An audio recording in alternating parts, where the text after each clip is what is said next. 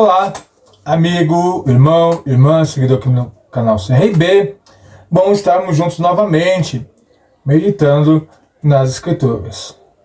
Quero louvar a Deus, porque essa semana passamos dos 2.900 inscritos aqui no canal. Deus possa recompensar os novos inscritos aqui no canal. Logo após nossa vinheta, como de tradição, estaremos adentrando em mais uma leitura do Evangelho de João, dando sequência à nossa série O que é isso, João?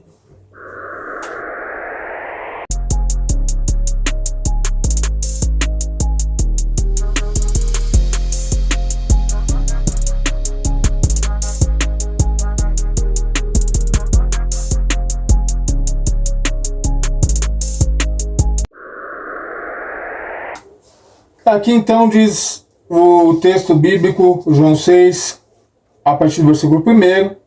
Depois disso, Jesus partiu para outra banda do mar da Galileia, que é de Tiberíades. A grande multidão o seguia, porque via sinais que ele operava sobre os enfermos. E Jesus subiu o monte e assentou-se ali com os seus discípulos. E a Páscoa, a festa dos judeus, estava próxima. Então Jesus levantou os olhos e, vendo que uma grande multidão vinha ter com ele, disse a Felipe: onde compraremos pão para estes comerem? Mas dizia isto para o experimentar, porque bem sabia o que havia de fazer. Felipe lhe respondeu: 200 dinheiros de pão não lhes bastarão para que cada um deles tome um pouco. E um dos seus discípulos, André Simão, irmão de Simão Pedro, disse-lhe: estão aqui um rapaz que tem 5 pães de cevada e 2 peixes. Mas isso o que é isso para tantos? E disse-lhe Jesus: mandai assentar os homens. E que havia relva naquele lugar. Assentaram-se os homens em número de quase 5.000. E Jesus tomou os pães, levando dado a graças, partiu-os pelos discípulos, e os discípulos pelos que estavam assentados, e igualmente também os peixes, quanto eles queriam. E quando estavam saciados, deixa a seus discípulos recolher os pedaços de que sobrejavam, para que nada se perca. E recolheram-nos, pois encheram 12 cestos de pedaços de 5 pães de cevada, e sobrevejaram o que havia ocorrido. Vendo, pois, aqueles homens o milagre que Jesus tinha feito, disseram: este verdadeiramente o profeta que devia vir ao mundo. Sabendo, pois, Jesus que havia de vir arrebatá-lo para fazer o rei, tornou-se a retirar-se só para o monte. Então nós vemos aqui a passagem da multiplicação dos pães e dos peixes. Essa passagem narra a travessia de Jesus pelo mar da Galileia, onde uma multidão o seguia para que Jesus continuasse a operar milagres. Então aquela multidão, vendo Jesus naquele barco, o seguiam para ver onde é que Jesus iria parar. No versículos do 1 ao 4, ele narra essa travessia. E Jesus, olhando então para os lados do barco, viu aquela multidão seguindo em terra o barco. Lembrando que naquela época de Jesus, os barcos não eram a motor, eram a vela ou eram a remo. Então, a velocidade com que ele andava era bem devagar com relação dos barcos de hoje. Nos versículos 5 a 9, Jesus vendo aquela multidão, Jesus se preocupa e perguntava a Filipe: onde conseguiremos mantimentos naquele local? Porém, fica comprovado que humanamente não tem como alimentar aquela multidão. Jesus não estava provando, Jesus não estava dando uma de e agora o que vamos fazer? Nós estamos perdidos. Não, Jesus sabia, ele sendo Deus, ele sabendo que iria acontecer, ele já estava ciente dos próximos passos, mas ele só queria registrar que humanamente aquela multidão iria passar fome se não houvesse uma intervenção de Deus, um milagre de fato.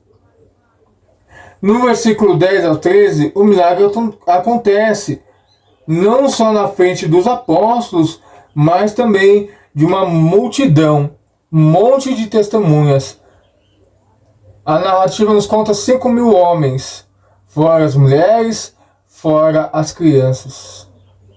Então é muita gente que presenciou aquele acontecimento.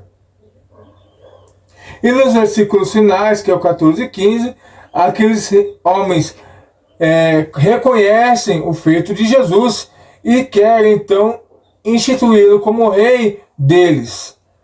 Mas Jesus, percebendo aonde aquilo iria levá-lo, pegou e se retirou e deixou aquela multidão lá já saciada, tanto espiritualmente quanto carnalmente. Lições práticas dessa passagem que podemos tirar para nós. Deus sempre tem um milagre, uma provisão. Jesus pega o que muitos iriam desprezar, 5 pães e 2 peixes, e fez o milagre que ninguém imaginava, alimentar uma multidão. Talvez eu e você, humanamente olhando para aquela situação, iríamos desprezar, iríamos ficar preocupados, ansiosos. Mas quando Jesus está na situação, o milagre acontece. O que aos nossos olhos parece que não irá acontecer, que não haverá soluções, Jesus entra e faz a diferença. O simbolismo do pão. Jesus mais tarde se refere a si mesmo como o pão da vida. No versículo 35 do mesmo capítulo, Jesus se revela como um alimento espiritual para nutrir a nossa fé. Então, Jesus agora, ele se revela como o pão que sacia a fome. Lembra que na mulher samaritana, ele se revelou como a fonte de água viva. Com Nicodemos, ele se revelou como um novo nascimento, como uma nova vida, uma nova oportunidade. E aqui agora ele se revela como um alimento que tira a fome, um alimento sólido, um alimento palpável. Então, nós vemos o pão da vida aqui em Jesus. A relação com o Êxodo. Pelo fato da multiplicação ocorrer próximo à Páscoa, esse acontecimento marcou a vida de quem presenciou a multiplicação. Não tem como não lembrar do maná do deserto e fazer esse link nessa associação. Então nós vemos que Deus já sabia o que iria ocorrer. Não foi um acontecimento casual. Deus já tinha tudo planejado para aqueles homens. Então, quando eles meditam, talvez mais tarde, que a Páscoa estava próxima, a provisão do pão, eles provavelmente devem ter se lembrado, recordado do maná no deserto, onde Deus fez chover pão para alimentar aquela multidão no deserto. Mas, no meio de tudo isso, os homens tiveram o entendimento equivocado, o entendimento errado. Aqueles homens, vendo aqueles feitos extraordinários, tentaram colocar um título de rei em Jesus, porque não compreenderam o verdadeiro propósito de tudo o que acabou de acontecer. Assim como os apóstolos que andaram com Jesus todo o tempo que Jesus esteve aqui na terra, até Jesus morrer, crucificar e ressuscitar, eles não entenderam o que Jesus falou no templo. Lembrando aquela passagem que Jesus falou: vou derrubar esse prédio, esse templo, e reconstruirei em 3 dias. Eles não compreenderam. Eles acharam que Jesus estava falando em metáforas, em sentido figurado. Mas não, Jesus estava falando de algo que nós não estávamos preparados para compreender. E aqui novamente essa cena se repete.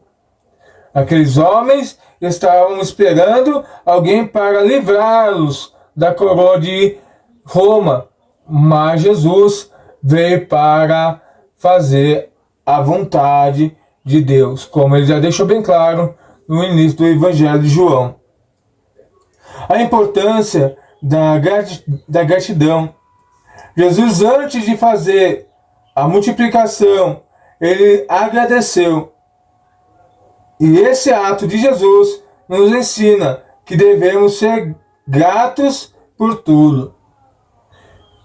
Imagina naquela situação, o que tinha 5 pães, 2 peixinhos e uma multidão. Lembramos também de outra cena, ao qual Elias, no meio de uma divisão, de uma disputa religiosa com aqueles profetas de Baal, se encontrou num desafio que ele mesmo propôs. E agora, o que vai acontecer? Deus vai responder com fogo ou não? E aqui Jesus talvez não teve aquela dúvida sendo o próprio Deus, mas gerou no coração dos seus apóstolos um ponto de interrogação, a qual ele também gera hoje nas nossas vidas, nos nossos corações, porque somos humanos, somos cheios de defeitos, cheios de limitações.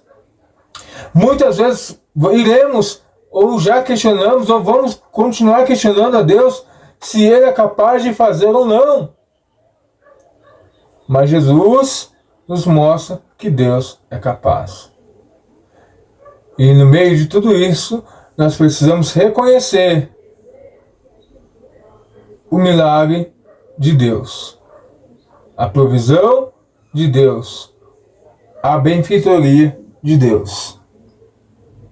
Então, no meio de tudo isso que já ouvimos, que já meditamos, como podemos praticar e aplicar nos dias de hoje?